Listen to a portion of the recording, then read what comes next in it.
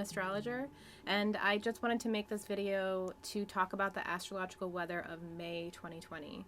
So the first thing is on May 5th, we saw the nodes of the moon change signs. The nodes are points on the moon that show us our karma. So the energy that we're moving away from, the past, and the energy that we're moving towards. These are points in your chart, and they're points in the sky at any one given time. The nodes of the moon really allow us to see themes in society.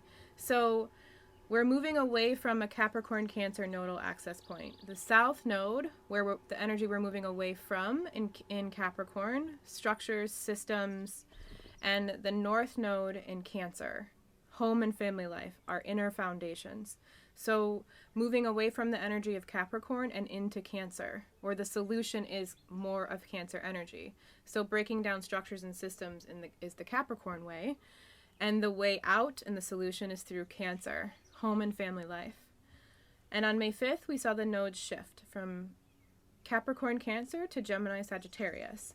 So this is a really important astrological shift because it basically means that we, over the next couple of years, will start seeing a lot of our belief systems break down. So Sagittarius energy is the south node, and it's what we're moving away from. So this is philosophy, what your beliefs are, your faith, more of an abstract way of believing in the unseen. Gemini is information, facts, a little bit of knowledge about a lot of things. Or we're being asked, the invitation here is to allow our curiosity to shine, allowing our curiosity to be the one that's leading where we're seeking truth, versus someone told me this is my belief system all of the time, I was told this as a child. This stuff is crumbling away, and we're already seeing this in society. We also have a few retrograde planets shifting this month. We have Saturn on the 10th, Venus on the 12th, and Jupiter on the 14th. The Venus retrograde is what I really want to focus on in this video. Venus moved into Gemini in April and will stay there until August. She's usually in a sign for 2 or 3 weeks. So she's staying for a long time.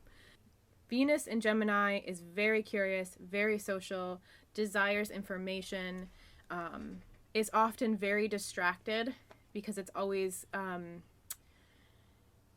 indulging in information. So social media, articles, anything along these lines. So when Venus moves retrograde, and when a planet is retrograde, it's closer to the Earth, so the energy gets louder. It's more bold. When Venus is retrograde, we will probably see ourselves fight more often with each other about facts. What your truths are, what my truths are. So this is a really poor way to use the retrograde energy. Combating each other on the internet, fighting about whose truth is what. Instead, what would be helpful during this retrograde is, how can I use my time and what I value to create a stronger inner foundation? And I also feel like more information and distracting ourselves with more truths is creating an energy of fear. And so what Venus in Gemini retrograde will be teaching us is, how can we create a more solid inner foundation, and how can we distract ourselves less? How can we raise our consciousness for what we actually value? Venus is squaring Neptune often during this period of time, and that's going to create some fog around what actually is truth. Neptune is the planet of higher consciousness, so it really tells me that spending time going in and trying to figure out what it is that your inner world is telling you is very important during this time. On May 7th, we see a full moon in Scorpio at 17 degrees. This full moon dances with Neptune, and it's incredibly intense and incredibly psychic. So Scorpio energy is intense and passionate, and it's the researcher, and it's the one that digs up the truth from below the surface. And full moon energy is intense and passionate, and it's a wonderful time to let things go. So the sun's in Taurus and the moon is in Scorpio, and it's amazing. It's an amazing time to create some sort of earthy ritual. So maybe there's some stuff you want to let go of. Maybe you want to write it down and you want to bury it in the dirt, or you want to burn it. Using ritual during this full moon is going to be really helpful. Your intuition is heightened during this full moon. It's a gift. On May 11th, we see Mercury, the planet of the way that we communicate in our mind, moving into Gemini. This is a wonderful month, honestly, to take up something new, to learn information, to write, to journal, to read, to communicate. On May 13th, we see Mars, the planet of action and drive, move into Pisces. Personally, think this is a welcome change as our drive and action moving into a very compassionate sign. Pisces is intuitive, creative, compassionate. It understands that it can love everything and it feels everything. Our masculine energy moves into more of a watery placement. And you may feel yourself more driven towards music and creativity and your intuition. So just allow time for that. On May 20th, we see the sun move into Gemini, and it's officially Gemini season. The sun moves into Gemini and joins Venus, Mercury, and the North Node. So the end of the month especially is a really curious time. We may see that you're craving more change and craving more information to be digested. On May 22nd, we have a new moon in Gemini at 2 degrees. We may see some clarity on what have we learned over the last month here. And it's a fresh start. New moons are a fresh, new intention, new beginning. And then at the end of the month on May 28th, we see Mercury, the planet of the mind and the way we communicate, move into Cancer from Gemini. So it goes from being more of like a faster processing energy into let's slow it down, let's connect to our feelings, let's be cozy at home, let's think about the past. Cancer energy often thinks about the past in general. Obviously, 2020, we have a lot of change happening, and we're in the middle of this 200-year cycle, right in the middle. So we are in the unknown, completely in the unknown. And we're being asked by lots of planets to bring up truth and to bring up our shadows and to allow structures and systems to crumble away that don't work for us. And that's a lot of work. And that can feel really intense, and we are grieving. And so there is a beautiful invitation for our souls to become more enlightened as a society, but it's also the same, in the same breath, we are grieving our old self, and we're never going to be the same again. And also, Jupiter and Pluto dancing this year means that lots of truths are going to come up. We're seeing it everywhere, right? Like your friends are sending you articles, or you're reading something or watching something that makes you think about what is actual truth. And my invitation to you is to just keep an open mind.